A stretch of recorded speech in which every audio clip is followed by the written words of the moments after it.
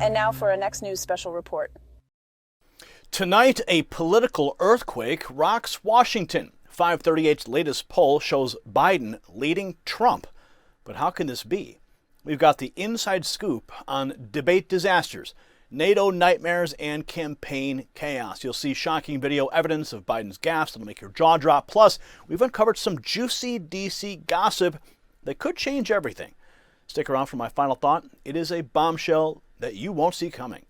This special report exposes the truth behind the numbers. You won't believe what we've found. Before we dive into this political bombshell, let's talk about another crisis hitting Americans hard. I'm talking about skyrocketing energy bills. Just like Biden's poll numbers defying logic, these power costs are through the roof. But here is a secret the utility companies don't want you to know. There is a device that can slash your energy bills and stick it to the greedy power companies. It's like having a debate moderator for your home's electricity use. Here it is right here. If you want to lower your bills up to 90%, head to don'twastepower.com for a 60-day risk-free trial, 65% off, and free shipping. Don't wait. Power up your savings today. Now, folks, we are diving into a political twilight zone tonight. 538 just dropped a bombshell poll today showing Biden leading Trump. Yes, you heard that right. Biden leading Trump. Look at this picture on the screen. Okay? We're talking about the same Joe Biden who fumbled through a debate 2 weeks ago and just yesterday left world leaders scratching their heads at the NATO summit. So how is this possible? Well, let's break it all down. Let's rewind to yesterday's NATO summit. Who can forget this jaw-dropping moment? And now I want to hand it over to the president of Ukraine, who has as much courage as he has determination. Ladies and gentlemen, President Putin. President Putin. He's going to beat President Putin. President Zelensky. I'm so focused on beating Putin, we got to worry about it. Anyway, Mr. President. I'm better. You are a hell of a lot better. Unbelievable. Did you catch that? Biden called Ukrainian President Zelensky President Putin. This is not just a slip of the tongue. It is a full-on verbal train wreck. And it got worse at last night's NATO press conference. Biden admitted to using pre-selected list of reporters. Watch. That, I'll take your questions. I've been given a list of people to call on here. So much for a free press, but wait, there's more. In his very first response, this happened. What concerns do you have about Vice President Harris's ability to beat Donald Trump if she were at the top of the ticket? Look, I wouldn't have picked Vice President Trump to be vice president, but I think she was not qualified to be president. So let's start there. You heard that right. He called Kamala Harris Vice President Trump. Even his own team could not hide their dismay. Watch.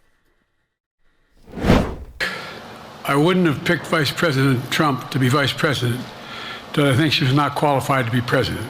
So let's start there. Number one. The fact is that the consideration is... Look at those faces. That is not the look of a confident administration.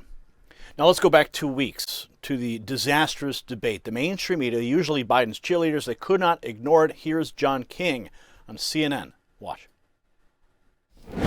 Right now, as we speak, there is a deep, a wide, and a very aggressive panic in the Democratic Party. It started minutes into the debate, and it continues right now. It involves party strategists, it involves elected officials, it involves fundraisers.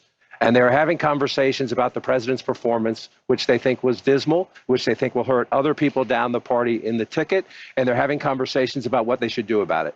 Some of those conversations include, should we go to the White House and ask the president to step aside? Other of the conversations are about, should prominent Democrats go public with that call? Because they feel this debate was so terrible.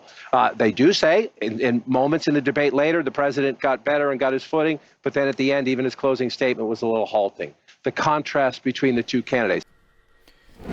Deep, wide, and very aggressive panic in the Democrat Party. These aren't my words, folks. That's CNN talking. And Chris Wallace didn't hold back either. Watch.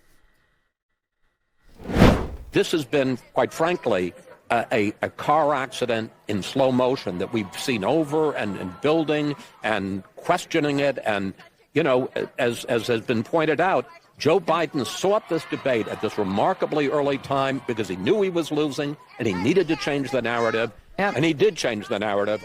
He sunk his campaign tonight. He sunk his campaign. A car accident in slow motion. Again, not my words. Now contrast that with Trump's debate performance. Here he is explaining why he's running. Watch.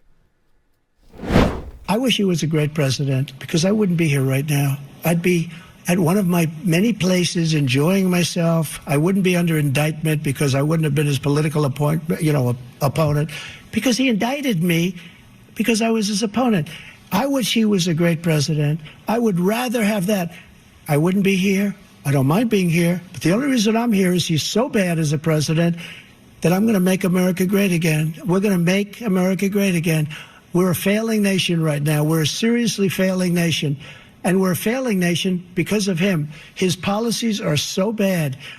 His military policies are insane. They're insane. These are wars that will never end with him. He will drive us into World War III, and we're closer to World War III than anybody can imagine. We are very, very close to World War III, and he's driving us there. And Kim Jong-un and President Xi of China, Kim Jong-un of North Korea, all of these, Putin, they don't respect him. They don't fear him. They have nothing going with this gentleman, and he's going to drive us into World War III. Clear, concise, in hitting Biden where it hurts. But the debate's most telling moment came when Biden struggled to form a coherent sentence. Watch. I should say, in a 10-year period. We'd be able to wipe out his debt. We'd be able to help make sure that all those things we need to do, child care, elder care, making sure that we continue to strengthen our health care system, making sure that we're able to make every single solitary person eligible for what I've been able to do with the with the COVID, with dealing with everything we have to do with, look, if we finally beat Medicare. Thank you, President Biden. President Trump? Well, he's right. He did beat Medicare. He beat it to death, and he's destroying Medicare because all of these people are coming in. They're putting them on Medicare. They're putting them on Social Security. They're going to destroy Social Security. This man is going to single-handedly destroy Social Security. These millions and millions of people coming in, they're trying to put them on Social Security. He will wipe out Social Security. He will wipe out Medicare. So he was right in the way he finished that sentence. And it's a shame what's happened to our... Perfect response. And he's right. Yes, he did beat Medicare to death. He beat it to death. Ouch. And just today in Michigan, Biden was at it again. Watch.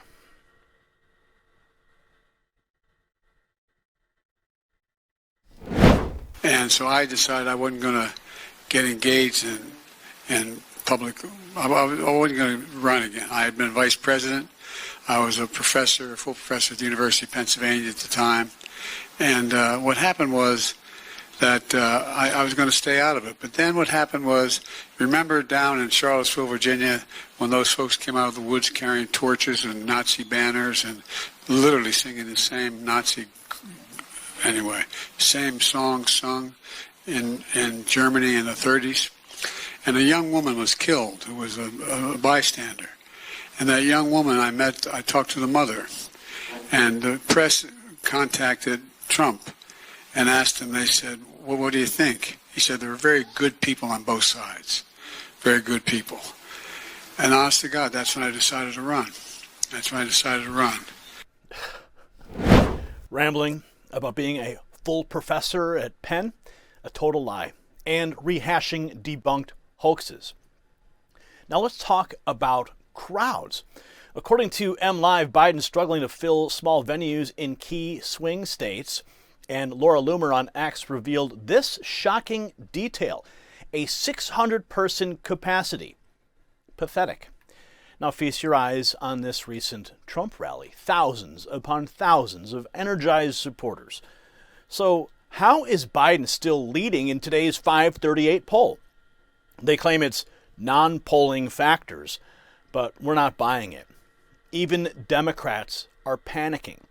Now, Meghan McCain, no friend of Trump, just spilled some juicy DC gossip on her podcast. Listen to this. Okay, the gossip I've heard is that big donors are really pissed and that they're going to still give tiny bits of money, but not big money, and that actually could make a difference for the Biden campaign. I also heard that even if people are going on TV, members of Congress, senators saying it's all fine, there's nothing to see here, that behind the scenes they're still panicked. That they're not stupid. They see what's going to happen. And then I also heard that Hunter and Jill, and this isn't a direct quote, but it's like, I'm paraphrasing, that they would literally rather let the White House be burned to the ground than leave. That there's just no scenario on the planet, White House being burned to the ground, they'd watch America burn before stepping down. Unbelievable. Did you catch that? Big donors pulling out, behind the scenes panic, and the Bidens willing to watch America burn before stepping down. It's shocking stuff, folks. It's not just gossip. Look at this headline from Fox. It says it all. House Democrats suggest Biden should resign, says presidency must come to an end. Democrat Congresswoman calling for Biden to resign. The cracks are showing, folks.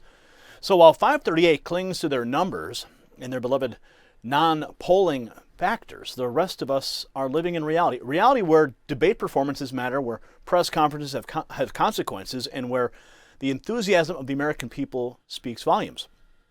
But let's not forget the bombshell that dropped on July 2nd. A leaked internal poll from DNC's own contractor, Open Labs, paints a very different picture. What you see on the screen there, that's right. You're seeing it correctly.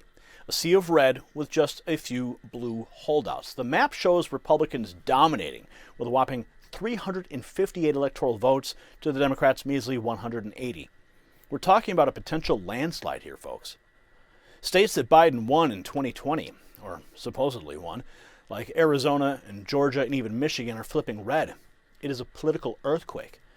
But here's the moment that truly defines everything. At the end of his first press conference since the debate disaster, Biden let slip the deciding factor that would make or break his decision to stay in the race. Listen to this. You earlier explained confidence in your vice president. Yes. If your team came back and showed you data that she would fare better against former President Donald Trump, would you reconsider your decision to stay in the race? No, unless they came back and said, there's no way you can win. Me. No one's saying that. No poll says that. Okay. Thanks. This sounds... So did you catch that? When asked if he'd step aside if polls show Kamala Harris faring better against Trump, Biden said no, unless they came back and said there's no way you can win. And then in that creepy whisper we've all come to know all too well, he added, no one's saying that. No poll says that. Well, Mr. President, it seems like Open Labs might be saying exactly that. So is this 538 poll all Joe needs to delude himself into thinking he can win? We can only hope so, because that Open Labs poll indicates a brutal landslide coming his way. The question is, will he face reality or keep sleepwalking towards a November nightmare? If you got value from this report, tap subscribe. My final thought is next, and trust me, you don't want to miss it. Folks, we are living in a political twilight zone. On one side, we have 538's rosy picture for Biden. On the other, leaked DNC polls showing a potential red tsunami. Biden's gaffes are piling up. His crowds are shrinking. And even his own party is calling for his resignation. Yet he clings to power, whispering about non-existent poll numbers. So the bombshell is this. The stark contrast between public polls and private data reveals a Democrat Party in crisis. They're caught between propping up a failing president and facing the reality of a potential landslide loss. We're witnessing the collision of political fantasy and hard reality. The coming months will determine whether the Democrats will face facts or continue this charade. The American people deserve the truth, not poll-driven illusions. Congratulations, you made it to the end of the video. Now keep up your quest for truth with this next news report. And if you found our channel enlightening, join the millions who agree with you. Tap subscribe. Thank you for watching the Next News Network.